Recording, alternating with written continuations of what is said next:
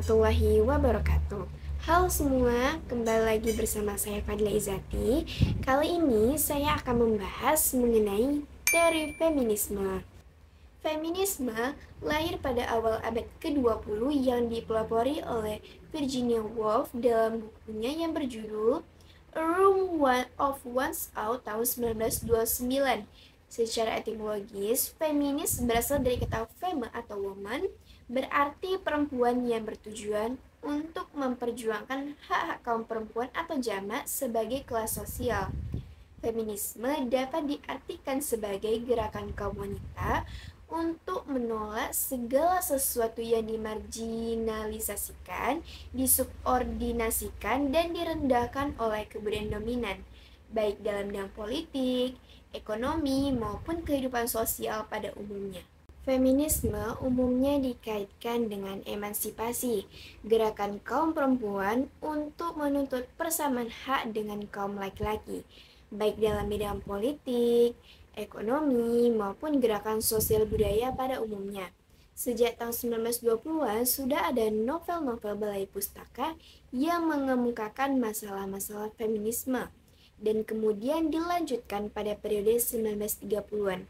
Dalam kajian sastra, feminisme berhubungan konsep kritik sastra feminis, yaitu studi sastra yang mengarahkan fokus analisis kepada wanita. Selanjutnya, saya akan menganalisis karya sastra menggunakan teori feminisme.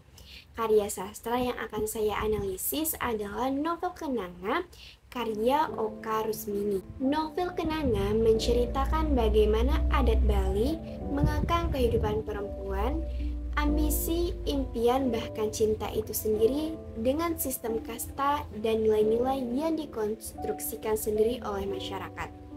Novel Kenanga juga menceritakan bentuk ketidakadilan yang dialami tokoh perempuan, yang sebagian besar terjadi karena adanya sistem aturan adat yang ketat.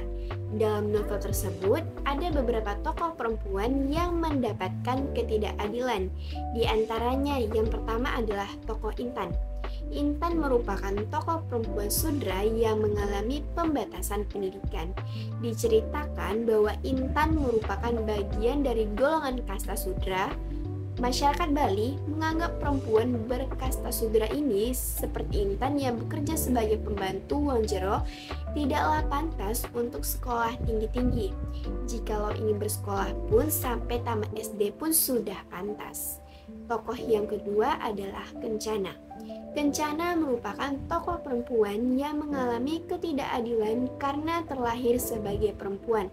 Dalam novel tersebut digambarkan bahwa kehadiran seorang anak laki-laki lebih diutamakan dibandingkan perempuan. Apalagi Kencana merupakan bagian dari golongan Brahmana yang lebih mengutamakan pewaris laki-laki dibandingkan pewaris perempuan. Yang ketiga adalah Kemuning. Kemuning merupakan tokoh perempuan yang mengalami kekerasan dalam rumah tangga. Tokoh Kemuning menjadi korban kekerasan oleh suaminya. Suami Kemuning sering berlaku kasar, seperti mengamuk, berkata-kata kasar, dan memukuli Kemuning. Nah, itulah tadi beberapa tokoh yang mengalami ketidakadilan karena terlahir sebagai perempuan. Nah, itulah tadi analisis karya sastra menggunakan teori feminisme. Mohon maaf bila terdapat kesalahan.